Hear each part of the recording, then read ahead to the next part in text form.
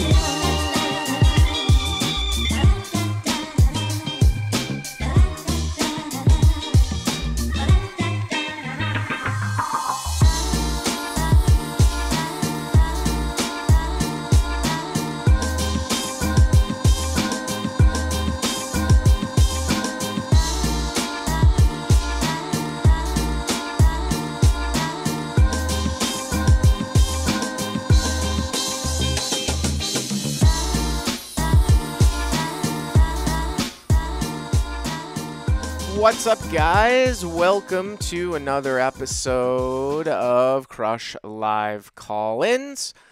It's Monday. It's 4:45 Pacific time here on the West Coast in the U.S., and it's time for another live stream of Crush Live Call-Ins. The number is 323-348-1281.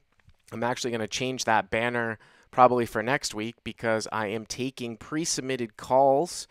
That's sort of the new direction that we are going with. So if you do want to call in a hand, you can email me, bart@crushlivepoker.com, and submit your hand, and I will give you instructions if the hand makes it and it's good enough for the show for the next week. So I already have 1, 2, 3, 4, 5, 6 people.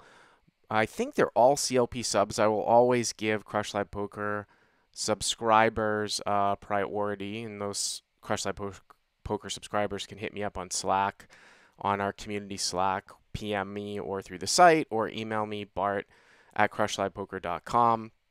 And that is how you will get on the show. So let's start. And of course, I am in the live chat here as well. So the first caller here is going to be, this is Ron in the New Jersey area, I believe. What's up, Ron? And Ron has given us a hand. How you doing, Ron? Good, how are you? Good. So tell us a little bit about this hand. Sure, and first of all, thank you so much for this opportunity. So yeah, this was in Parks, Philadelphia. Okay. But now I actually moved to Cali, so all my recent hands are in Cali too, and I'm liking the game out here. Okay. I play like as much as I can. But yeah, this game was in Philly on Tuesday. So Tuesday, Parks has like a pretty big 10-10 game. has like 4 or 5 tables running. Sometimes like in the games can get really juicy, really deep when you get to like the main tables because they're mostly must moves. Right. So that they worked their way in. So this was like a 10-10, and this was like the third table. There was 5 tables running, and then so it was like about 1400 effective. So he was main villain was early position, opens to 40, which is standard for big blinds in this game, and then older reg plays pretty often, but like not that great. In the small blind, 3 bets to 140, Right. and Okay. then hero Go ahead. and then heroes in the big blind with Jack of Diamonds, Jack of Spades, Yep. and then cold calls the small blinds 3 bet, Okay. and then main villain calls as well. All right, so let's go over this real quick here. Again, this is Parks. On Tuesdays is their big day, right? So this is 10-10. You say that they have like a bunch of games going. You're 1450 effective, so about 145 big blinds. Early position opens to 40. Older reg, 3 bets, and the small blind to 140. You're in the big blind with Jack, Jack, and cold call, and early position also calls. It's interesting here. I mean, you don't always have to take a 4-bet or fold strategy necessarily, but I've talked about this especially recently. If the early position player who's the initial raiser doesn't think you're really going to be flatting aces and kings, you sort of are capped in between, and they can really put down the hammer. So if there's really good players or aware players, you sort of put yourself into a spot. Now, I'm not saying that I have never cold called 3 bets, but it can sometimes be a little bit troublesome. You know what I mean?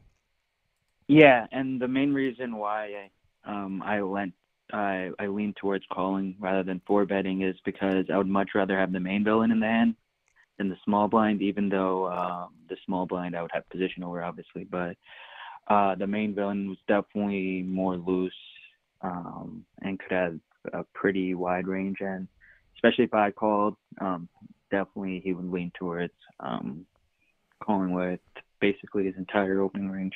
So you think the main villain is just a little bit spewy, you mean, and you want to keep him in? I mean, obviously Yeah, Jacks need some equity protection though, right? You know. yeah, no, of course, that's for sure. But like, um, for the most part, like he would, especially if I called, like he wouldn't be folding anything basically. But if I 4 bet, then he would definitely be just like pretty nutted. All right, so let's go to the flop. Okay, so the flop is 10 of diamonds, 4 of diamonds, 2 of hearts, Right, and and you've got then Jacks with the Jack of Diamonds, so you have an overpair. that 10-4 deuce, 2 diamonds. that is correct. Okay. And then small blind bets to half pot, 210 to 420, Okay. and then hero calls, So you call. Okay. and then main villain rips it in for like 12-20. For 12-20, and then the small blind just folds. The Yeah, initial snap. the initial 3-better just folds, right? Yep. So because you emailed this ahead of time here too, I think I sort of know what your question is here, in terms of what what we sometimes call as like an MDF, minimum defense frequency, or if we're gonna 4-bet queens here, is Jacks the best possible hand that we're gonna have, with the exception of sometimes slow playing, say like pocket tens, right? Or Exactly. or I guess having like pocket aces. The thing with MDF is it's really hard to, even in this particular situation, do that because of the way that equity changes. Now, this is a little bit easier because it's an all-in, because obviously someone's going to have, equity against your hand if they're doing this with a draw. When the guy bets 210 to 420, you call, that's 800. So you're getting like a straight 2-1. You're getting like straight 2-1, right? Yep. Yep. Okay. For some reason, I have this as 3-1, but you're getting 2-1. It's like 2,000, right? 1,000 to call. Was that's on? Yep. Yeah, something like that. 2,000 a 1,000 to call. If I did that right? 800. Yep. That's One, exactly what. yeah, 2,000. I mean, here's the thing, like, when you look at what could he be doing this with, I mean, obviously it looks like some sort of diamond draw, right? I mean, if you were Mhm. going to be optimistic about it, like if you had 2 overs and diamonds, you're flipping at 50-50. If you had a hand like ace 3 or ace 5 of diamonds, it's sort of the same thing, because he's got a gut shot that's sort of the over. Same sort of thing with like ace deuce of diamonds. So, you are flipping against like a big type of draw and you're getting 2-1. You need about 33% equity here. But I think your question is that, should you call because this could be like the best hand that you have here besides pocket tens, right? Exactly. Well, I mean, I Like think it Jack, I mean, I the think it diamonds are not that great. yeah, I mean, the fact that you have the Jack of Diamonds is obviously it's actually a little bit, it's close. It's close whether or not you would want to have it or have it. It's tough to say here in this particular example. Like when you get raised on the flop, you actually tend to want to have one of the cards so that you can call across diamond turns. Sometimes it shuts down the action, whereas if you're getting it all in on the turn, you don't want to have a diamond because you want to not you want to sort of unblock your opponent's draws. You want to have him have the ability to have the full capacity of diamond draws. But I mean, I think the question that you're going with here is that if I fold this, what am I calling with if I'm four betting queens, kings, and aces? Am I only Exactly. calling with tens? But here's the thing where that sort of, while that's sound in theory, the question then becomes does your opponent actually realize that? And if you're not four betting jacks here because you want to keep your opponent in the hand behind you, that sort of sounds to me like the guy's not like a great player, and I wouldn't give him credit for him putting together the fact that you probably have like nines through jacks here and that he's got a bunch of fold equity unless you have tens. I mean, that's really what it boils down to, right? Pretty much, yeah. I mean, I would probably call him this spot. I mean, it's if you were to put it into Poker Cruncher, and you gave him 3 sets, and you gave him a bunch of combos. So let's say that he's got like, and we can just do this in our head, right? This is like kind of stove in our head, right? So if he has Yep, yep. if he has a set, right, you've got 2 outs to a higher set, plus you've got backdoor diamond. It's sort of like having like 3 outs. And then, really roughly to calculate that, you multiply your outs times 4 on the flop. So you'd have about So, maybe like 12% equity against a set. You know what I mean? 12% equity against a set. So if he had like an equal amount of combo draws and you were 50%, and then an equal amount of sets and you were 12%, well, 50 plus 12 is 62, right? Divided by 2 is 31%. 31. If he had Yeah. an equal amount, it would be very, very close. Like you'd have almost a 0 EV spot, but it would be very, very, very close, almost making it a call. And sometimes in cap games, I gamble. I mean, maybe you're losing like 1 or 2%. So the question just becomes like, is he more weighted towards sets or combo draws here? Like, does he have deuces? Does he have fours? Does he open those hands? Will he call with them? And if he only has tens, I'm sure you can find 3 combo draws that he can have No, no, here if he's that's only that's like snap for raising with tens. And he's even doing that with pocket tens sure. Yeah, as a yeah, no, snap that's for jam. sure. So, I originally thought he didn't have that many combo draws, but I ended up calling and he had 3-5 diamonds.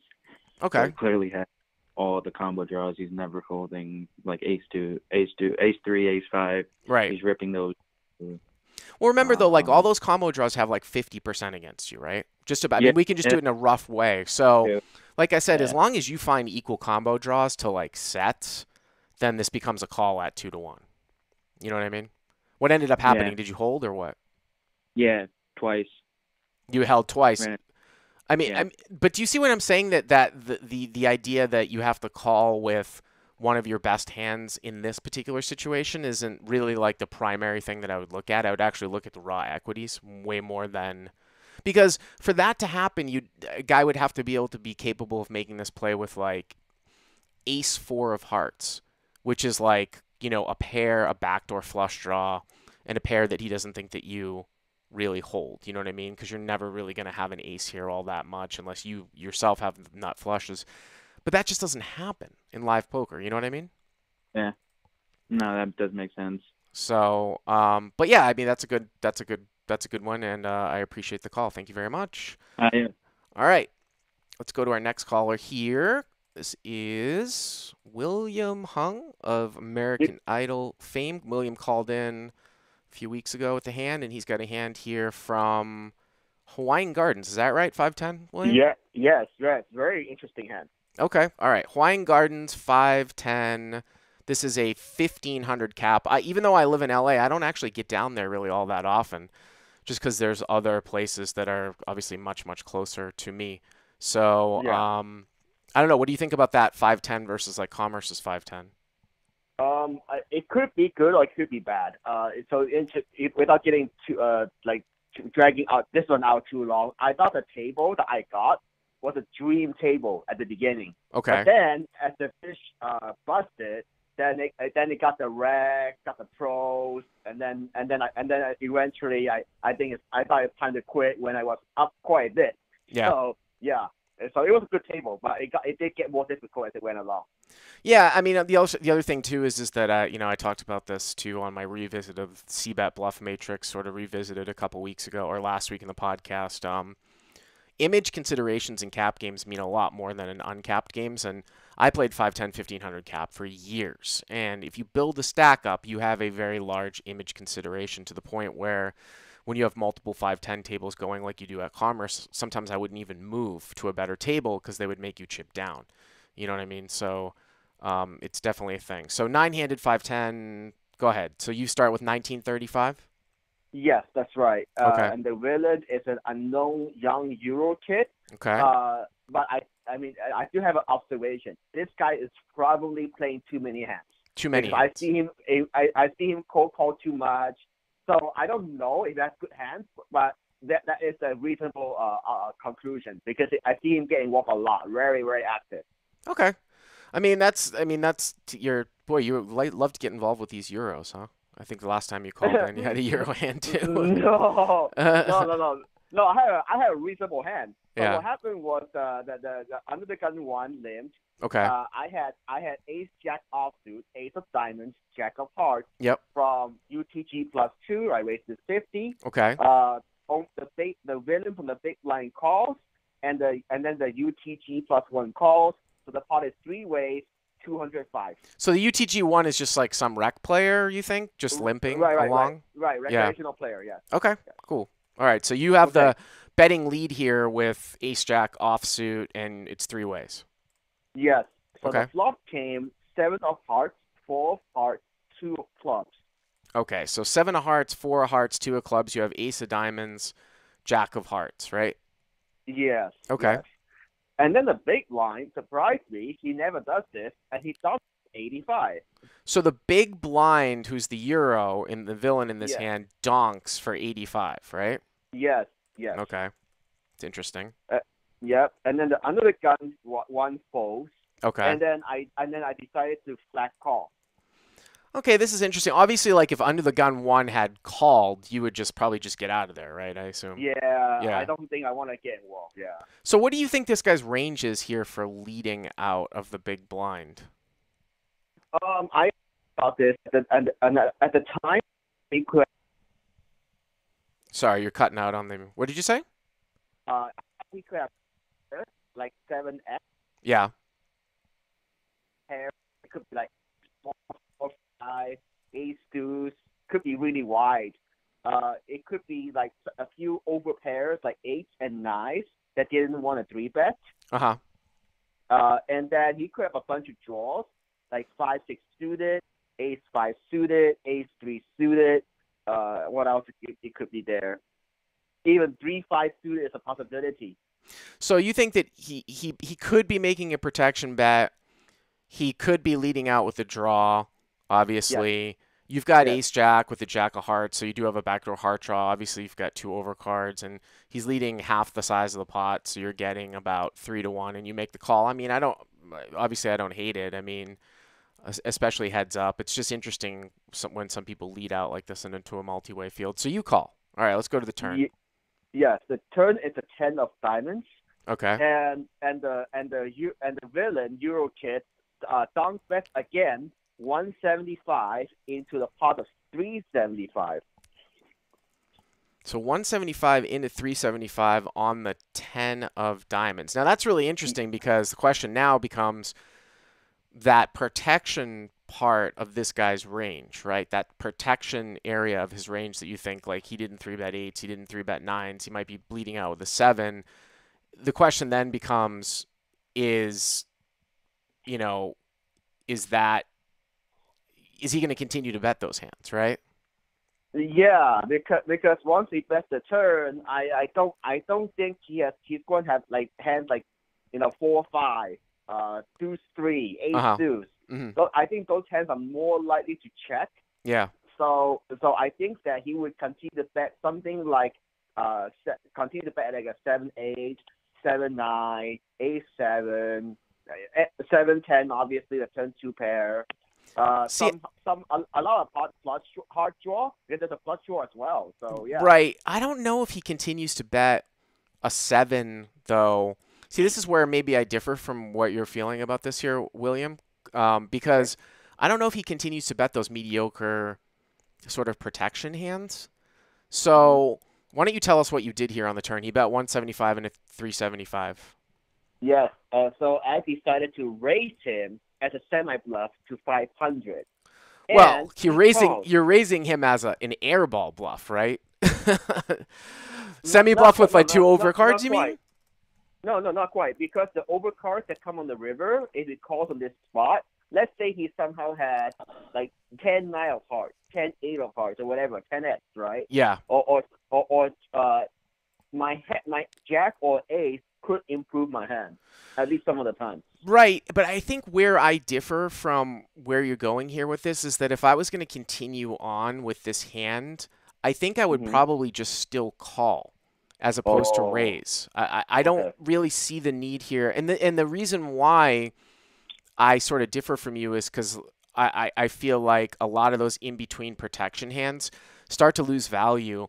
And I don't know how often sevens are leading turn. Even if he ran into a 10x of hearts, is he continuing to lead with that? And the hands that like what are you getting to fold here? Do you see what I'm saying? Like what are you getting to fold when you raise to 500 here? When he bets Okay, 175 into 375. so so realistically, my thought process was that I don't expect him to fold anything on the turn. Okay. So what I'm hoping for here is that by raising the turn, I'm representing extreme strength, like an overpair or a set, and then I could bump the river as long as it's on a brick. So I would have to abandon my bluff on a heart Right. or on anything that could make a straight, obvious straight, an 8 or a 3. Well, here's the thing, though. I mean, and again, you raise with the ace jack offsuit over a limp to 50, the big blind and limper call, and now this Euro guy leads for 85 on 7-4 deuce with two hearts, and guy in between folds and you call, turns a 10 of diamonds, he bets 175 and a 375, and you raise to 500. Are you now? If this is a Euro guy, most of these guys are playing for profit, and what I would question here is that like what are you representing here for value? Like, are you playing aces and kings this way or queens? I feel like if you were not going to raise on the flop, you would continue to just call on the turn. Are you Well, with I me? was actually, yeah, yeah. I saw your question earlier. So I thought that I don't know if I want to raise the flop because like I mentioned, the thing about raising this flop is that he could just jam all in, and so even if I overpair, I'm not doing that great against it whatever flush draw combo draw he has. No, and I don't disagree with you that you wouldn't raise the flop with an overpair, but I'm saying, are you gonna, if you're not gonna raise the flop with an overpair, are you gonna raise the turn now with these I stacks to 500? I think it's fine to raise here because if I don't believe that guy has a set, and which I didn't, because otherwise I wouldn't make this play. Uh huh. Then I'm raising my overpairs for value because wherever he calls that is less than my jacks, queens, kings, or aces, he's behind. No, well, yeah, I understand that, but if you're scared to raise the flop because you don't want to get jammed on, and now Right. on the turn you're going to raise because you don't think he has a set. My question to you is why does he not have a set if the only thing that changed was the fact that he just bet again on the turn? Right? He bet It 85, you called.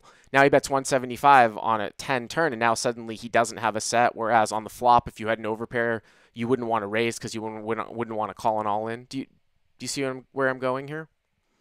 Yeah, that's true. But I think that my opponent has less incentive to jam the turn. Let's say he has something like ace five of hearts, right? Yeah, He would jam the flop for sure. Ace three of hearts, or with two whatever. cards to come. But you mean he's just less incentivized to jam a combo draw on the turn when it looks like you're not folding, is what you're saying? Right. Yeah, I mean, that's not a bad way of thinking about it. I just look at this though, like I said, from the surface, is it's just a little. I don't know how often you would be raising over pairs here on the turn, but I guess if you're saying that you would, maybe okay. I can be honest with you though. I would tend to just call across the turn, call or Okay. fold as opposed to raise. I don't know the last time I just raised like in a spot like this where you called with two overs, and Okay. then the turn didn't really change anything. The guy bet again, and now suddenly like you raise. You know what I mean? Like I don't see that play all that much, and I haven't made that play all that much. So you make it 500, and he calls. Is that right? Yes. Yes. And Okay. then the river is the queen of diamonds, Okay. which I thought in my mind is like great, fantastic. It is an overcard to wherever it's been calling if it Uh-huh. has made hand. Yeah. The pot is 1375. I Hmm. have about 1300. I ship it all in. So My he opponent checks, quickly right? folds. He Oh yeah, checks. sorry. He checks. He checks. Yeah. I ship all in, and then he quickly folds. Now, my comment about here, like I said, it's hard for me to get to this spot because I don't think I would play it this way. Like I wouldn't raise the turn. Hmm. Like this, do you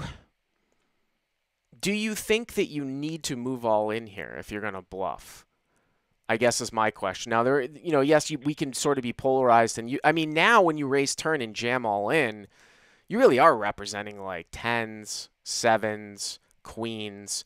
But then the other question I have is like, would you jam all in with those hands for value, especially if you ran into queens at the end? I feel like an all in from queens would be, what are you getting called by here? You know what I mean? Unless the guy has a set that he probably would go with it on the turn. So I actually played a hand like this that I brought up on the Top Section podcast last week against a very well-known Live at the Bike regular who plays on the big game, and then he's been playing across some of the games that I played last week and the week before, where I thought I had sort of made an error because I had jammed sort of like you did here, and the jam in retrospect was a little bit fishy because I feel like maybe if I had gone 2/3, I might have actually gotten more credit. And here, with the pot being 1300, he's not going to fold a set. And No, for some never. reason, if he has like two pair, like he's run into like queen 10 of hearts, he's not folding that either. So I just wonder here if you can get the same thing done with like a $700 to $800 bet that gives you a cheaper price on your bluff and looks more credible for value. Yeah, that's true. You know what I mean? That's a good point. Yeah. But he just snap folded. Yeah. Yeah. Pretty much. I mean, I just wonder if you had the best hand. Yeah, that's a good point. I don't know if he Yeah. continues on with a bet with 10x of hearts across on the turn. And if he snap folded, obviously he didn't run into queen x of hearts, right? I mean, that would be like the No. one thing that if he somehow like ran into queen x of hearts and you jam the river, like it would be close for him whether or not, Yeah, I think he would no. I'm call. pretty sure he would call. This guy would definitely call. Yeah. Yeah. So that's I thought in my thought process was that if somehow he was sticky with a 7x, or like an 8, 9, 10x somehow. Yeah. Mm-hmm. Yeah, those are the hands I'm trying to fold out. But yeah, in retrospect, yeah, maybe I thought maybe my hand is good enough of the time that maybe I don't need to jam with ace jack because ace jack has so much showdown value here. Well, I mean, I think that you probably want to bet. I don't think you necessarily want to check, but the hands that you're targeting to get folds from, I think can be done with a lot smaller sizing, and I think you just get more credence for a value line with smaller sizing because you're very polar here. I don't know if you play aces this way either. You know what I mean? Yeah, Like it's like that's true. God, but I mean, no, it's a good hand. Thanks for the call, William. I appreciate it. Thank you. All right. All right, next caller here, as we have another guy coming online. Matt is online. This is Kabuji, is that right? From 905. Is that your Slack handle? How do you pronounce that, 905? Yeah, hey Bart. Yeah, Kabuji. Oh, okay, Kabuji. That's what I go with on. What's Yeah. going on? Hard to mix that up with someone else, I guess. Yeah. So where's this hand out of? This is Casino. like just over an hour northeast of Toronto. Canada. Okay. In Canada. Yeah. Yeah, that's right. Okay. Yeah, so it's a 2-5 500 cap game. Okay. 2-5 500 cap game, so 100 big blind cap. Yeah, that's right. And what are their rules about like moving around tables and stuff? Like if you go over the cap, do you have to take it down if you want a table change? Do you have enough tables to have a table change sometimes? Yeah, no, absolutely. There's enough for a table change. The rule is if you're an existing player, your stack just goes with you. Oh, that's awesome. It's I wish only they the did player- that. I wish they did that in California.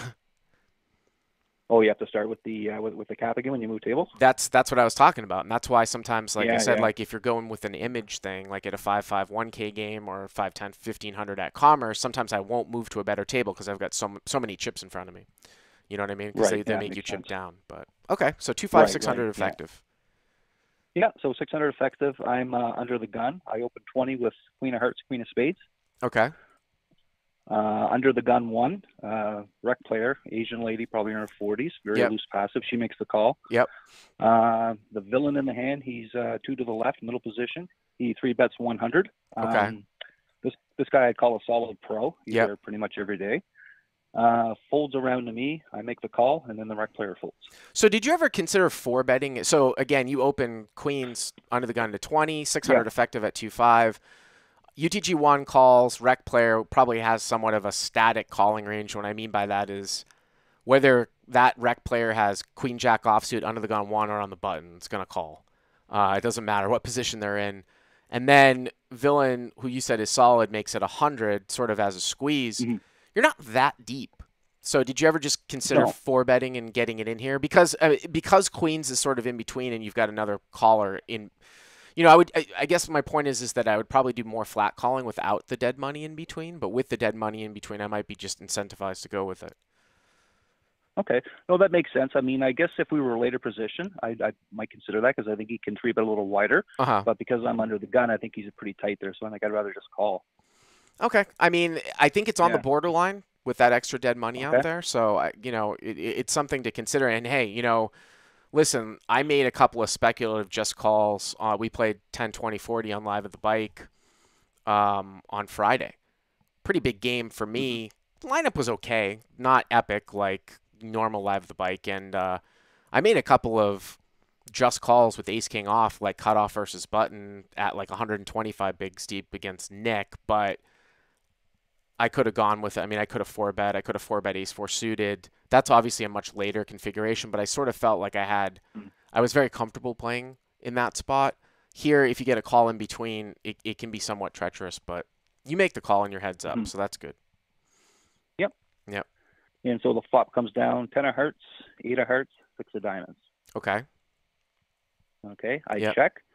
Villain bets 120. Yep. And I make the call. So he bets 120 into 220, and you now make the call. And now we're dealing with some pretty awkward stack sizes, right? I mean, this is Yeah. sort of the thing. I mean, Yeah. after you make this call, the pot's going to be, what, 460, and it looks like you have, what, like 350-ish left, something like Yeah, that? like 380 behind. So yeah, just just over like a 3/4 pot size bet left. So you could just check raise all in, but it would be a pot size bet on the flop if you wanted to go with it. I think it's sort of in between. I don't hate the call, but you're certainly going to be put in a position to either go with it or not, I think, on the turn. So you make the call. You've got queens exactly. with the queen of hearts. It's 10 of hearts, 8 of hearts, 6 of diamonds, 120 and a call. So now it's 460 to the turn. You've got about 380 left, right? Yeah, that's right. All right, so let's go And to so the the turn. turn brings the 8 of diamonds. So the turn brings in the 8 of diamonds. So it pairs the 8. Yeah. That's a pretty good card for you. It puts out a backdoor diamond draw. Mhm. 10 of hearts, 8 of Yep. hearts, 6 of diamonds, 8 of diamonds. Okay. Yeah. I check it, Yep. and the villain goes 225. So when the villain goes 225, if you call, you only have 155 behind, right? Something like that. Exactly. Is And that right? Yeah, I just don't think calling's an option here. I think we're going with it or we're folding at this point, I think. I mean, I think you have to go with it. Yeah. I mean, it was interesting that caller talked about one of the best hands that you could have with Jack Jack, that first caller that we had today on that 10-4 deuce board, but was concerned because he cold called in between. But here, like, especially if you're going to 4-bet off like kings and aces, if this guy is any type of hand reader, and even though he's good, he might not be, like, Yeah, you do have like some tens here, and I guess you Hmm. have quad eights, but this really is one of the best hands you're going to have if you are going to four bet kings and aces here.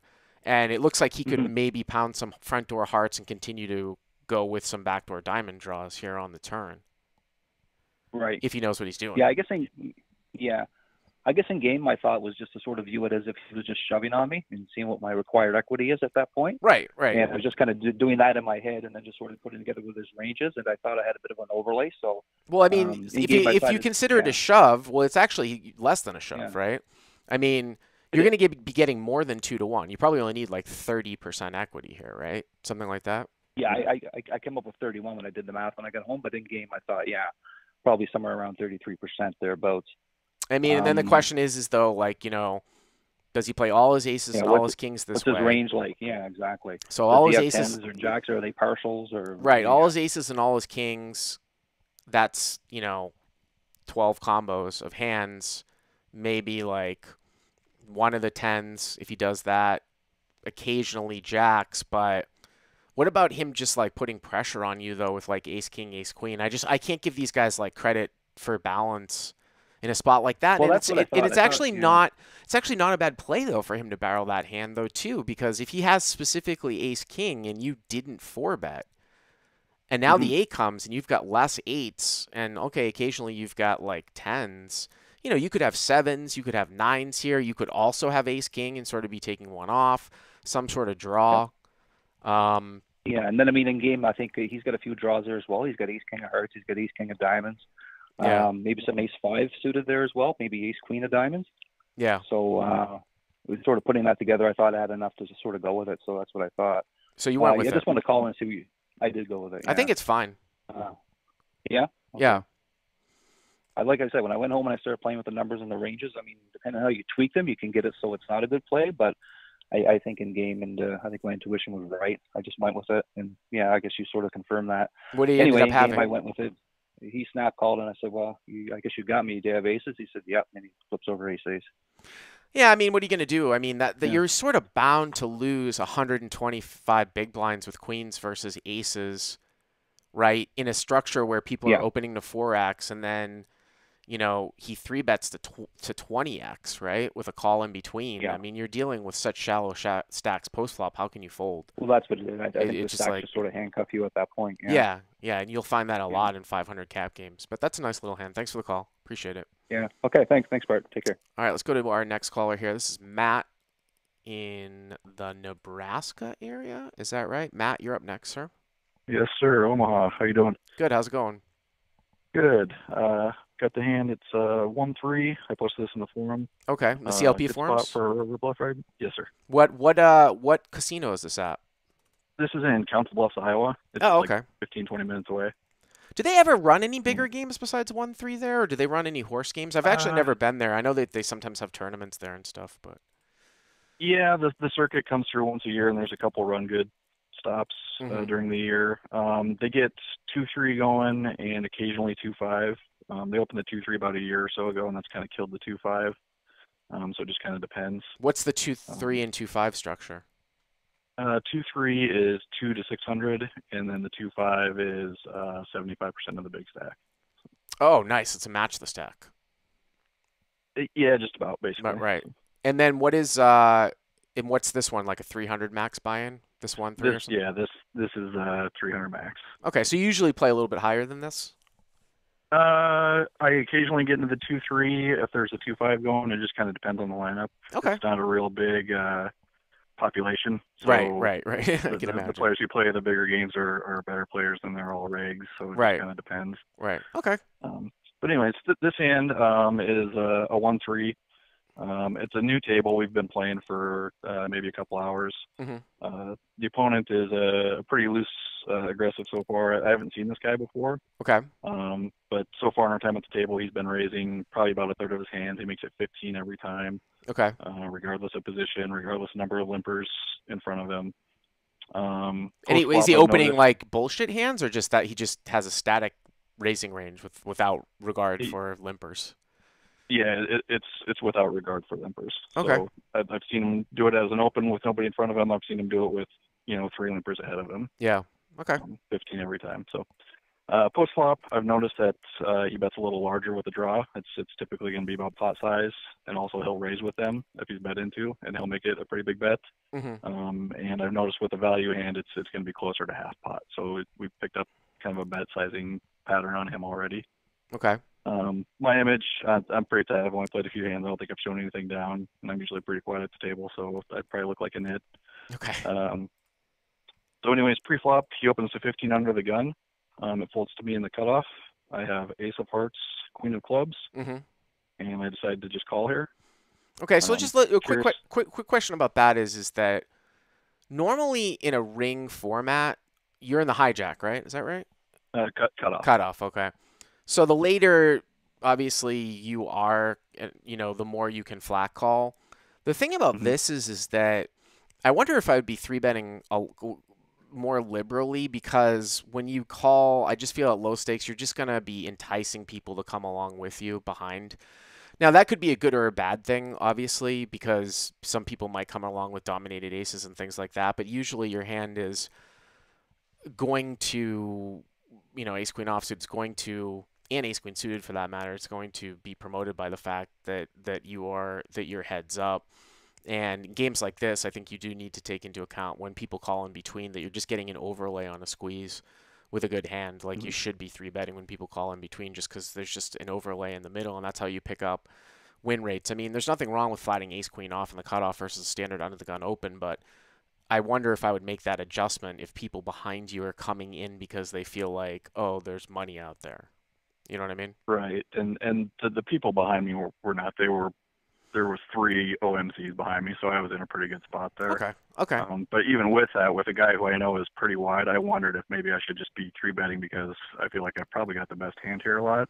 Well, But I mean, also, if he calls, I'm not. I mean, here's the thing. Well, here's the other thing, though, too. I mean, you're dealing with once again, sort of like the previous caller, you're dealing with a 5x open here at 1-3. So, if he makes it 15 and you make it 50 and he calls, now all of a sudden the pot's 100 and you've got 300 left. So a lot of your tools are somewhat taken away from you. So when people look at this and they're like, oh, he's over 100 big blinds deep, this isn't low stakes live no limit. When you're looking at a cap, when you're dealing with typical 4 to 5x open sizes, it's a lot shallower than people think. It's not sort of what people think of no limit theory as 100 big blinds. It's actually quite shallower than that, because the first open and the 3-betting is larger. So, there is something to be said where you're keeping the pot like a little bit manageable. You could have the best hand here, obviously, and you might give up something by not 3-betting the best hand, but it's not a big thing, I think, either way, except for the fact if people are going to call in behind you. But all right, so you call in the cutoff. Right. Okay, so we're heads up. Yep. And we see a flop. It's 8 of clubs, 7 of hearts, 7 of spades. 8 of clubs, 7 of hearts, 7 of spades. You have ace of hearts, queen of clubs. You're in the cutoff. Okay. Right. He bets 30. Okay. And I decided to call here because I just feel like he's so wide. And with what I've picked up on bet sizing, I think he's probably more likely to have a draw. Did you say he was opening a third of hands? Someone in the live chat said that. Yeah, he's opening like every 3 or 4 hands. All right. Well, okay. Then I had somehow missed that. If he's opening a third of hands, then he's opening way too wide, and you've missed value here. I would definitely be 3-betting. I must have missed that. I just thought that you'd said that it was the same sizing the whole time.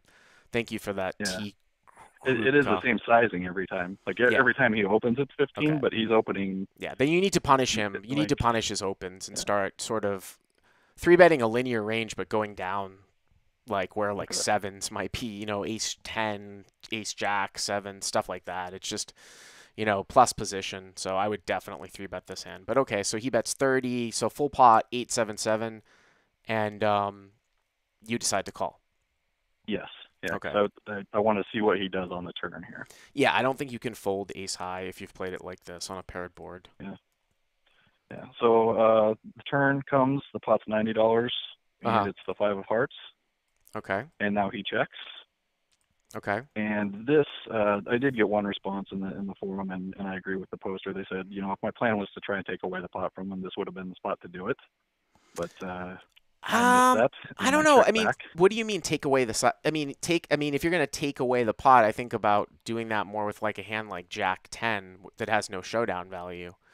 It's just Okay. one of these situations where are you going to get called by worse and are you going to get better to fold? If you can't get better to fold here, then I don't know if betting here really is the right play with a good ace high. You know what I mean? Like, what are you taking Yeah, him like if he's away got from? just overcards too, is what you're saying?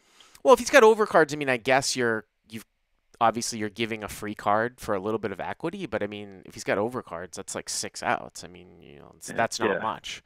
I would check this back. I don't think Okay. you need to take it away from him with ace queen as played. Okay. Yeah. All right. Great. So that's what I did. So now we go to the river, Mhm. which is the 10 of clubs, and this is the interesting spot. Definitely a non-standard spot for me in this Mhm. game. 10 of clubs. He bets $90, so he bets pot again. Okay. And this was my question. So based on this action and what I know about this guy so far, with him basically being sizing larger when he's weak. Right. Oh, because you think his sizing is backwards. I don't know. I was gonna say, dude, my gut reaction is I would just fold. I mean, to be honest with you, I would just fold. But because I understand what you're saying that like, oh, he's sort of backwards, like larger sizing means that he's weak, and I can get on board with that early on, like in an early street. But Mhm. like, is he betting pot on the flop and you call check on turn and now he's betting the pot on the river as a bluff? I mean, that 10 sort of, I mean, not that he's doing any hand reading, but that 10 really connects with what you might call with on the flop. Like if you have like some sort of straight draws, 9-10 suited, Jack 10 suited, what have you called on the flop with? This seems very, very value heavy. When is the last time I've seen a guy bet like go king jack as a full pot size bet on 8-7-7, turns a 5, now the river's a 10, and now he bets full pot at the end. Now you might see a guy do that if an ace comes on the river and try to credibly represent that he had an ace high hand that he c bet flop and check turn with. But when the 10 comes at the end, like what Broadway hands that you beat here is he doing this with? You know what I mean? Yeah. Okay. So if we think he's not doing this for value, you would suggest just calling if like that's our read of him. No, I think that this is value. Okay. For what I said, I don't think this is a bluff. Yeah, I know what you're saying was because sort of of the flipping sizing, around. but I think at Yeah. this level, I see when we get to the river, Mhm. I would say the average 1-3 player in this location, anyways, if they're going for value on the river, Yeah. they tend to size too small rather than too large I because they want to mean, make sure they get that call. so are you? Now, So, this guy's a different animal, but just in general, that's what I see when I play this game. so what are you thinking about? So are you thinking about calling here, or are you thinking about raising? No, my question is, I'm considering shoving because I don't think he has an overpair here very often. I think he continues to bet the turn. Like I can't give him 9s plus here the way the Saints played. Just people don't slow down. There's just no real there's no real sort of respect for the board at this level. Not that the 5 is that big of a. I mean, I would probably keep betting. Are you sure people don't check scared of trips though on the turn? Yeah, sometimes they. I mean, might, there's no but- flush draw on the flop, right? If I'm looking at it, so it's like 8-7-7. see, that's another factor in my head is like I look pretty strong here. Like I look like I could have flopped a monster because a lot of people would play it this way. Like if I have pocket 8s, if I have 8-7, if I have a 7, if I have 7-5, like it could very well go down like this. And because I'm calling in late position and he's raising in an early position, I'm probably more likely to have this board covered more than he is. Well, that's certainly true that you probably do have more. Well, actually, but again, with this guy though, it's not. Now, if you were dealing with, this is what we talk about on top section, like sort of optimal ranges from certain positions in 6-handed games, and then we sort of adjust them to 8-handed and stuff like at equilibrium. If you were, and this is far from optimal, but if you were to just look at it in theory, yes, you would have a very big what we call nut advantage in this spot because you have quite a bit of 7s, and the only 7 that he's really raising with from under the gun might be like 6-7 or like ace-7 suited. Yeah, he's got 8s, but you have like a lot more of those types of hands, and Yeah. you have fives too that he's not supposed to open, but that stuff goes out the window when you're talking about a guy that's opening 33% of hands. The fact that he's got 33% of hands means that he very well might connect with this board, even if you say that he doesn't have an overpair. If he's opening a lot of hands, then I don't like the shove here. Yeah, Then this is I probably agree with you on more of that a part, but the other call. thing is his sizing. Like, I Yeah, think if let's say he had one of those hands, like a 7 or something, yeah. I don't see him betting that big on the flop and then betting that big on the river either. I do see what you're saying. Like if he flopped a monster, Yeah. he wouldn't bet pot with a 7, right? So Right, you're exactly. trying to do this thing where you're going backwards and you're like, you don't think he's have an overpair because he wouldn't slow down on the turn. You don't think he's got a super strong hand like pocket eights or pocket sevens or like a 7 because he wouldn't bet so large on the flop. So now you're sort of saying, well, he doesn't have a monster because of his flop bet sizing. He doesn't have an overpair because he checked the turn. So how can he call like a shove? I think is Right. that sort of So where you're I going kind of with? narrowed it down. Like, I felt like this was like basically pocket fives, or I mean, maybe he played a flopped boat like this, but again, with the sizing, I didn't think so. I thought it was either pocket fives or nothing, or maybe a weirdly played overpair. All right. Well, let me But ask you even if this he does question have though. an overpair, how does he feel if I've called flop, check turn, and then shove river? Yeah, but let me ask you Because this question. But let me go back to what you're saying though, Matt. Is that if you think he's quote unquote polarized here at the end, where he's going to be very very strong with like a boat, or he's not going to have anything, then I would think that calling is a lot better play than shoving. Now you're saying, well, what if he does have a weirdly played overpair and I shove? It's going to be hard for him, to call, but you had sort of dismissed that. So now we're going and saying that now you're shoving ace queen because now you want to get him off of a weirdly played overpair, right?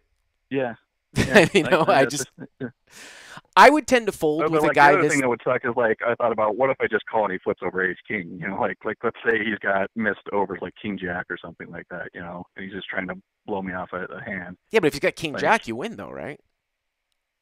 Oh, you mean if he's trying to blow you off a king jack yeah, something like that. with ace Or king?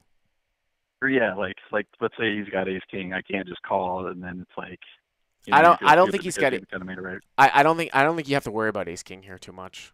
I mean, and then you know what? If you call and he shows you ace king, you tap the table, but that's not gonna the times that he's gonna have ace king and then he'll fold, and the times that he's rarely going to have some sort of weirdly played overpair and you're going to pray that he folds is probably not worth the risk of putting your entire stack in, which is like another $240 to do that. I think that if you think he's polarized, then you can call, but I would fold.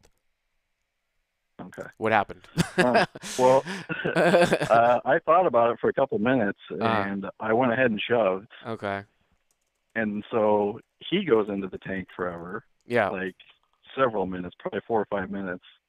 And he finally folds. He's muttering to himself, and he's like, I can't believe I made my hand. I'm thinking about folding this. This guy's only played 4 hands, blah, blah, blah. And he says he folded 9-6, which would have been a straight. I mean, So I didn't believe it at the that. time. Yeah. But then, within the next hour or two that we played, I had seen him show down 9-6 from earlier position. Yeah, but that doesn't mean that he has 9-6 though here. You know what I know, mean? but it's just like, you would never say somebody has that in their range, but this guy actually has 9-6 in his range. Now, if he actually folded that, I mean, I'll never know. He didn't show.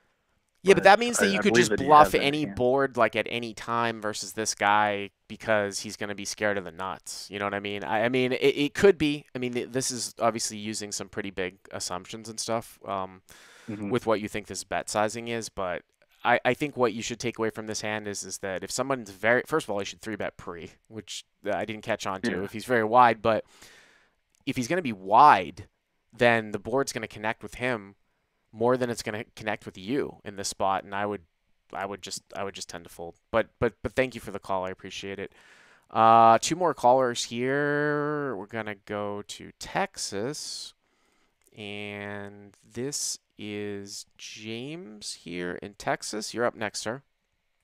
Hey, what's up, Bart? How's it going? Pretty good. So this hand's from a home game that's okay. close to me. Okay. We were 5-handed, but the I guess the cutoff the guy to my left folded out of turn, and then I went ahead and opened, as I'm under the gun, I opened with ace king suited All right, what's the game to size? $10. What's the game size in the structure? It's a home game, so like uncapped 1-2. Uncapped 1-2, and what are the the relative stack sizes? The effective stack with the main villain is 270, 280 about, and I'm like 400 effective with the other villain in the hand. Okay. So, So 1-2, sort of a quasi home, what, poker club or something in Texas? Is that what they have? No, it's a home game. It's Oh, it's just a home like game. Okay. underground home game, whatever. Okay. So I opened a 10 after the guy folds out of turn to my left, and then the button folds. So where are you from? What and, position?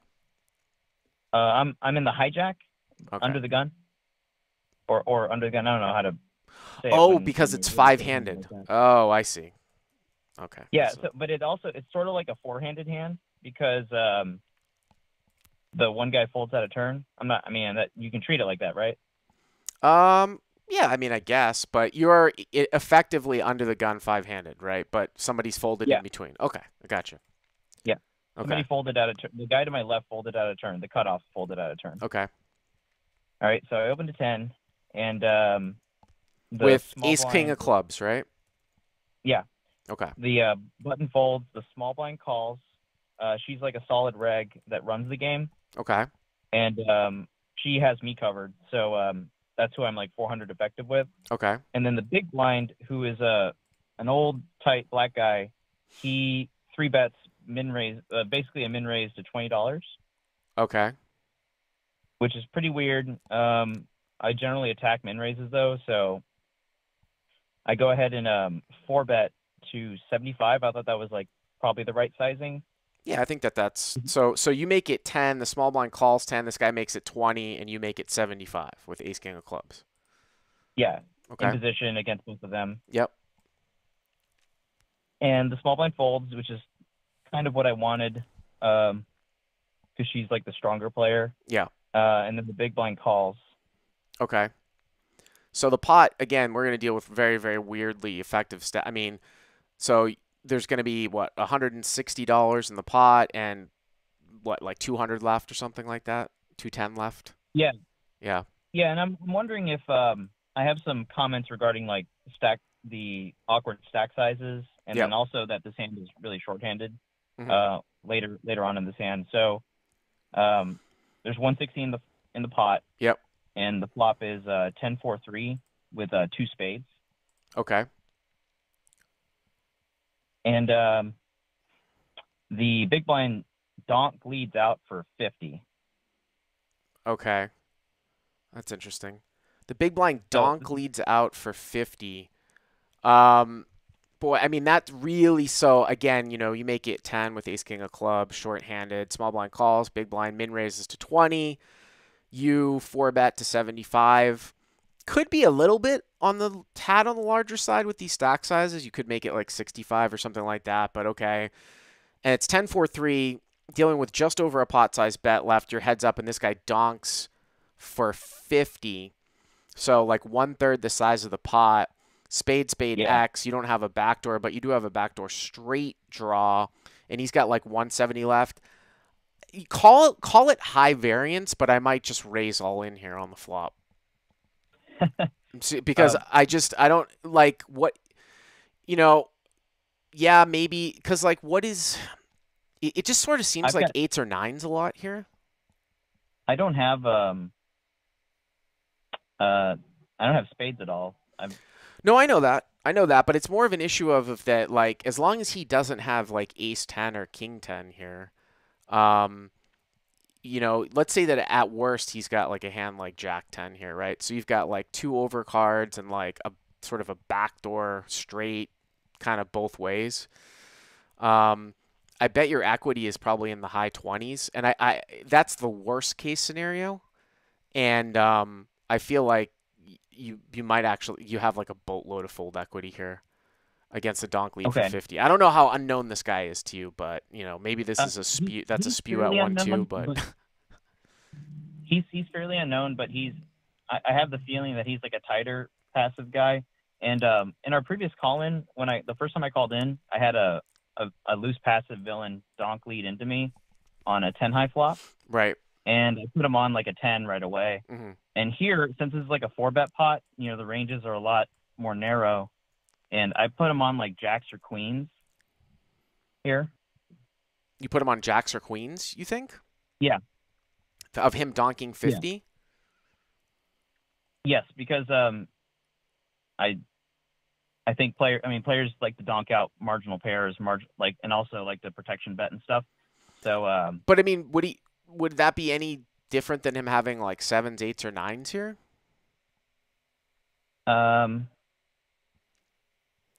Well, it'd be a stronger hand to be donk leading out with. I'm not really sure. What do you mean? Well, I'm just saying. I just wonder if he donks out with 7s, 8s, or 9s here too.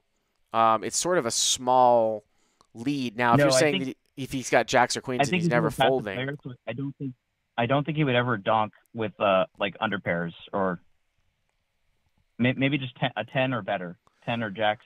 Okay, so he bets so small that you're like, all right, I'm gonna call, getting like 4-1.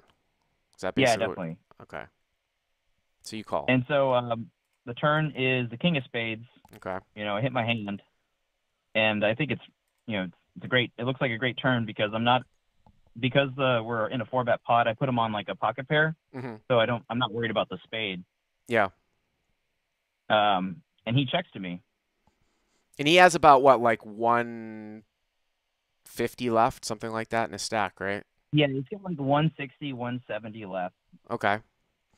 I mean, I would bet. And I wouldn't give him a free card as a spade. I mean, you don't have to bet him all in, but you could bet like 75 or something like that, and then you could bet like 75, and then I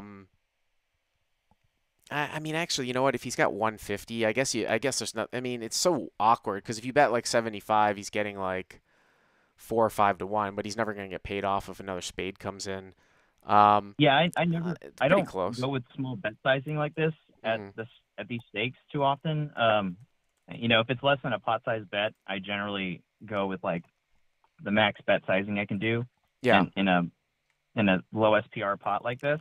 So I went ahead and jammed. Okay. And then this guy. Yeah. So you would probably jam in this spot also. Yeah, jam or. Yeah, sorry, I'm catching up with the chat because my chat was sort of jammed up. But jam or sort of bet small, but you probably can't really screw this hand up, to be honest with you. I think jamming is fine too. Okay, well, so the villain tanks for a long time, or takes for a while, and after he starts tanking, I start thinking about like, well, this guy's kind of a tighter player, and I thought he was. As soon as he took a long time, I was like, whoa, does he have aces and he's thinking about folding? And he called, aces. And then as he called, and then the river came out and he just showed down his hand. He had aces. That's really. He like nit rolled me. That's really, really strange. Yeah. He thought he had kings. He thought he had kings? He thought I had kings. Oh, he thought you had kings. I mean, I guess those 4-bet ranges are really tight in this game. Yeah. This was just a very nitty, like actual nit passive reg. Like he flatted me. He flatted my 4-bet, which I guess makes sense if you've got aces and I'm like an aggro kid. I mean, yeah, I just with that turn card, I mean, I don't think that there's anything that you could do. Now, if I'm way off base with the fact that if you think he's so strong by leading the flop and he always has jacks or queens, if he had bet larger, I guess you just fold, right? Like if he leads for 100 into 160, but he bets so small. Yeah. There's probably a chance that you can realize your equity too. So, but I mean, on that turn card, what are you going to do? If he did 2/3 pot, I was going to fold flop for sure. But he made it small enough that I thought I floated. This is a lot like that other hand where the villain donk led, and then I guess the difference is he checked the turn, which just made me immediately like I put him on exactly queens and jacks. Like, Well, he's scared of the flush, and he was scared that you had pocket kings. Obviously, I guess yeah. So I guess I unknowingly turned my hand into a bluff. Is this just a cooler? If you don't know that this guy's like a super nit. Well, it's a cooler when you get to the turn, sure. Absolutely. Okay. I don't think that there's really anything that you did wrong here. I guess the question is the flop call okay? But I mean, 1/3 the size of the pot on 10-4-3 when you have ace king. Yeah, I wouldn't be too concerned. Thanks for the call, James. Last caller here. This is from England. This is Mark, right? It is indeed, yeah. Not Jose. Not Jose. Oh. Oh, who said that they well, were I Jose? said, sorry. My name isn't Jose, but I am Jose in the chat. Oh, okay. Oh, okay. Yeah. So you've got £1, £1 hand here, right? Is that right? At a really, really high stake. Yeah. Okay. Yeah. So £1, £1, Genting Casino in Coventry. So yeah, I am £400. Okay. Villain one has £400. Actually, I should probably explain where they are. So it's seven-handed, and I'm sat in the hijack with 7-6 clubs, 7-6 suited. Okay, 7-6 of clubs. And I know you got confused about this in my email, but so it comes around to me. At least I thought it came around to me, and I accidentally raised to £7, not knowing that the low jack hadn't yet folded his cards. It's one of them where he sat anyway behind the dealer. Anyway, doesn't matter.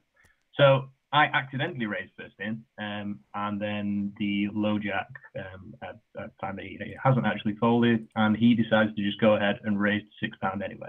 So you're in the hijack. You thought the low jack folded, so you went to make it 7, but he didn't, and Correct. Nothing changes because, like in LA, it sounds like out of turn action doesn't really matter. So he raises anyways to 6, even though he saw that you were going to raise to 7, right, to his left.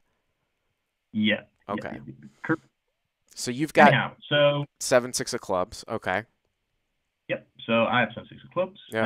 And so I decide to just flat him. So it's I should probably say, me and this guy have probably he's the only guy on the table that I have history with. I have stacked him a few times in the last in the last week or so. So he's an older guy, middle-aged older guy. He's obviously a recreational player. And he can be quite aggressive. But he targeted me quite a lot. I like to call him an ego player. Anyhow. All right. Well, I mean, just something interesting on that little mark. I don't mind the flat call in the sense that, again, it's low live stakes. Well, dealing with pretty large open sizes. So when you start 3-betting hands, I mean, he's opening to 7x, or you were about to open to 7x, you open to 6x. So you'd be dealing with a large pot. But even if you wanted to do some late position 3-betting versus a late position open, 7-6 suited is a fine hand to do with. But this brings up a live intangible, which is the fact that the guy saw you raise and he raised in front anyway. So usually what that will mean is if a guy was truly weak, they would just muck if they were going to raise. So I don't mind flatting with the bottom part of playability here. You know what I'm saying? Like, usually that tends to mean that he's going to actually have a hand here. So I have no problem with the flat, whereas otherwise maybe occasionally you 3-bet 7-6 of clubs, low jack versus high jack, although that probably doesn't happen that much at 1-1. But okay, so you call, right? Yes. And then the cutoff calls as well to your left, right? And everyone else folds? Correct. Yeah, everyone else folds. Okay. So the pot is a whopping £20 going to the flop. Okay, yep. And the flop is King 7-6 all of diamonds. So you've got bottom 2, right? 7-6 of clubs. I've got bottom. Okay. So the low jack goes ahead and he leads for £6. Okay. Quite a small bet. Yep. And I was so obviously my first question here is obviously what to do in this situation. I decide to go for the raise, a pretty small raise considering the size of the pot, to £18. I think that's perfectly reasonable. I didn't want to. I don't know. I don't want to scare out hands that can call. And in his position, particularly given our history, I felt like I could get worse hands to call and still. Yeah, and people will like proceed on monotone boards with sort of weird bet sizes that aren't bluffs. They're just sort of scared that they don't have the nuts. So I think that that's perfectly reasonable. So he bets 6 and you raise to 18, right? Yep. Okay. And then it gets weird because the cutoff behind me decides to cold call. Okay. And having watched your videos, I've learned to proceed more cautiously when that sort of thing happens. Sure. And then the low jack then calls, the original raiser then calls behind. So 6, you make it 18. The guy calls behind, and the low jack also calls. So I see where you're going with this, Mark, right? But Correct. What I will say is that it's not necessarily a freezing point. What I mean by that is that you're like, well, pre-flop raiser bet and I raise, and this guy cold call behind me. This is always a flush. It's just because of the nature sort of the small sizing that the ranges could be a little bit wider than sort of like this guy bet 15, you made it 50, cold call behind. You see what I'm saying? Yeah. It could be a little bit wider than that. But yeah, I can see how this might get a little bit iffy. Then the original C-better also calls. So the original C-better could obviously have a diamond in their hand. Somebody could flop the flush. The guy behind might just have a king. He could have the ace of diamonds. Okay.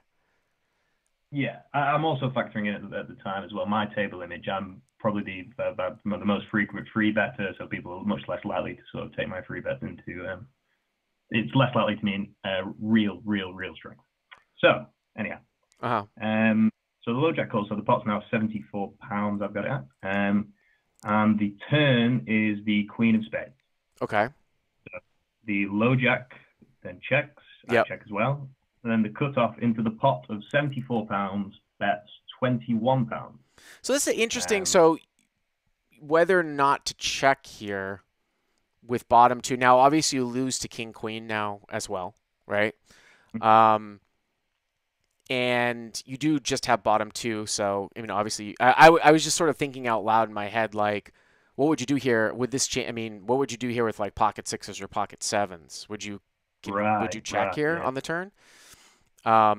The difference between those hands, of course, is that you have improved equity against a flush where you could actually continue on to a raise of some sort, whereas 7-6 you can't. And obviously, if you've got 7s or 6s here, you beat king queen, and with 7-6 you don't. So I would still 6 to 18. I got to tell you, I would still probably tend to bet. And then if somebody just wakes up, it's a really, really easy bet fold.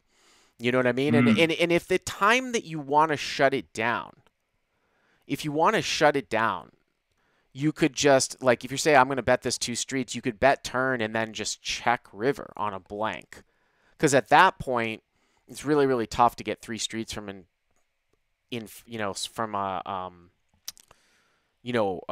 hand that's worse than 7-6, unless they're really bad and they're just going to call down with a king. So I would still, because of the quirky nature of the small sizing on the flop, I might lean towards another bet here. If it was normal, like I said, 15 to 50 call, then obviously this is a check on the turn. So, okay, you decide to check, right? Yeah, so I did decide to check. Weirdly, I didn't actually cross my mind at the time to bet. I've probably watched too many of your videos where I've seen people where you get the cold call where it just ends up going horrendously. So I was playing it more cautiously, probably more cautiously than I should have. Yeah. Anyhow. Yeah. So the I check. So king 7-6 all diamonds turns the queen of spades 6-18. Yeah, right. Cold call turns the queen of spades. Check, you check, and now the cutoff bets. How much? £21 into the pot of £74. Boy, that seems like a very weak bet. My thoughts exactly. So now I'm confused. So at this point, it's difficult. It's more difficult to range him. Now, so I should give a background on this guy. So he's a recreational player, loose passive. I'm not. I say recreational player. I've not seen him play much, but given from what I've seen, hardly seems like a pro. Not free betting much pre-flop. All the key tells. Anyhow, right. So so he goes ahead and bets very small. The low jack then calls behind. Now this here, I actually tanked this decision for a while. So I'm thinking, Mike, I was really struggling to range the car. And the low jack is where he could be on some sort of draw. Anyhow, so I sort of tanked for a while. I must have been longer than usually, about 30 seconds. I eventually called. So it's interesting that you, in the email that you sent me, I wouldn't have known that you were thinking about folding. I don't think you can fold, that's for sure. I mean, you're getting 95, 116, 21 to call for 116. I thought that you were going to say that you were thinking about raising, and I think your hand's probably too weak because you don't want to open your stack up on a board like this, and somebody can certainly be sandbagging here, in the sense of whether it's the pre-flop raiser or this cutoff who's just trying to put some money in the pot with the nuts and he doesn't want to check it through. You know what I mean? Yeah. The cutoff also could have a hand that he doesn't want to get checked through, like King Jack. King Queens are sort of out there too, but I think calling is the right play here. All right. Yeah. Well, fortunately, that's what I did. Yeah. So at this point, the pot is, I've got it as £137. Okay. Yep. River is what looks to be a glorious card. It's the 6 of spades. The 6 of spades. Okay. So now you are full, right? Now I'm full. All right. So now you're at this point where I make an absolutely horrendous error, and as soon as I did it, I would kick myself. So I'm assuming the pre-flop raiser checks, right? So yeah, so the pre-flop raiser checked, and then as soon as I did it, I was like, what on earth did I just do? I decided to check as well. Now in this situation, I'm well aware I should always be betting. Well, here's the thing. I mean, in a higher stakes sort of theoretical situation, you probably wouldn't lead here all that much in a spot like this. But in a low stakes, and this is where low stakes definitely differs from higher stakes, the problem is that you're going to get a lot of hands that very well might call a large bet to check behind. Now, if the guy has the nut flush, like in position here, he should really bet. I've seen crazy checkbacks, though. And then, of course, the other issue is that if you check to the guy that's in position and it's the guy who's the original raiser who's sandbagging and it gets checked through, it's a disaster. So at these levels, I don't depend on people to sort of value bet my own hand for me at this level. So as you go up and up and up, I think checking here certainly has some viability, especially if you think that there are some higher sets in the pre-flop raiser's range possibly, and you're actually choosing to sort of check call with a hand like this, kind of like for balance type of scenario, because you're losing to kings and queens. Like I said, that's neither here nor there.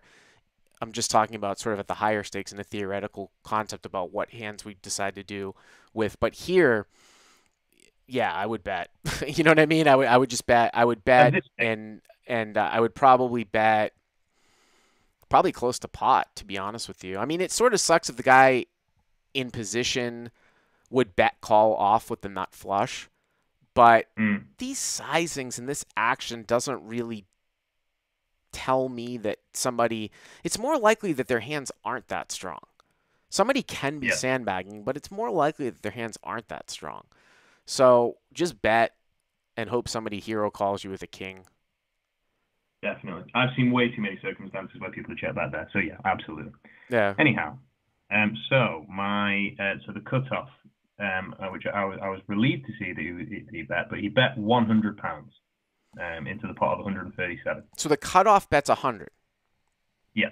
Okay, and then what does the low jack do? The low jack tanks. Yeah. Must be between 30 seconds, probably around 30 seconds, I think, and he decides to call. I would check jam here at this level. The low jack should have the nut flush here. Excuse me, not the low jack. The guy in the cutoff looks to have the nut flush here quite a bit. Who knows what the low jack has? I mean, he could be playing black aces scared. You know what I mean? Like ace king, he could have king queen and he calls, but I'd go broke here. You're not going to get a bet fold here from the nut flush, not at this level. Now, if someone's got like a weird, and so you're not really scared of the boats. There aren't any boats that really beat you here because the guy in the cutoff would have 3-bet kings and queens pre-flop, right? And the low jack here just calls. That doesn't make any sense. He's going to check jam. So it's very hard for me to think that you don't have the best hand here unless somehow like the cutoff has like pocket sevens, which is like a mega cooler when you have 7-6, right? Or he's got like, you know, queen no, I can't even have that. I was gonna say like king 6 suited. You know what I mean? King 6 suited, but those are very, very, very small portions of hands, especially with the blockers that you have in the hand. So I just check jam here all in between. I do like a bet though from up front, but it seems quite glorious what has happened with a 100-pound bet and then a call. What did you do? It was quite glorious at the time. So I didn't check jam. So that I've got a 365-pound behind. So that the bet and the call were both for 100. I actually raised to 300. So, because the villain 1 is in the cutoff or the low jack? Villain 1 is in the low jack. So you got to raise. You have to raise enough to put villain 2 all in. So if villain 2 starts, because so that did put him all. Okay, yeah, you have to raise enough to put villain 2 all in. Past that, it probably doesn't matter because you're targeting villain 2. Villain 1 looks like he's just holding on with something, but you just got to get all the money in from what is the probable nut flush here from behind, which is what this guy's representing with the full pot size bet at the end. Correct. Okay, so I raised you 300. Okay, yeah. The stuff folds. Okay. And the low jack tanks for even longer. It must be about a minute and a half, and calls. Yeah. With the ace high flush. Okay. So the low jack was the one that was the one that was sandbagging then, right? Yeah, the low jack one was the one that was sandbagging. Yeah. So he's a guy. He raises me absolutely huge withdrawals, and he always slow. He's got, as you say, slow play itis with his really big hand. Yeah, but I mean, I don't think. I mean, that's just a really weird one. I think that the hand reading in a normal sense would be the one that the cutoff is the one with the value hand that you want to target. So even though you didn't get the last 100, but the other thing though too is that, but that's why I would check raise all in though, because what difference does it make? You just want to get the money in from villain 2, right, in the cutoff. But at that point, villain 1. He's either going to have a bluff catcher or very occasionally he's the one that's sandbagging the nut flush, which is what happened here, right? So you want to get his money in too. So that's why I would just check jam. Because if cutoff has the nut flush, he's going to call off, low jack's going to fold. In those weird spots when low jack has the nut flush, you'll have what this happened. And now you didn't get all his money, right? Yep. So. Yep. Absolutely. Yep. You are correct as always, Bart. Thank you very much for taking the call. All right, great. Thanks for the call. Great, guys. Again, that's how I'm going to do it. If you guys want to call in a hand, shoot me an email, bart@crushlivepoker.com. I try to go through the best hands, and then I think this goes a lot smoother. We get a lot of decent stuff, and it goes quicker, and people don't, sometimes forget about the details. It's nice to be able to like write it out and have everything so that the hand doesn't change. But thank you guys. I'll be back here, of course, on Monday. For you Americans, have a happy Thanksgiving, and we'll see you next time. Bye-bye. I'll stick in the chat for a little bit.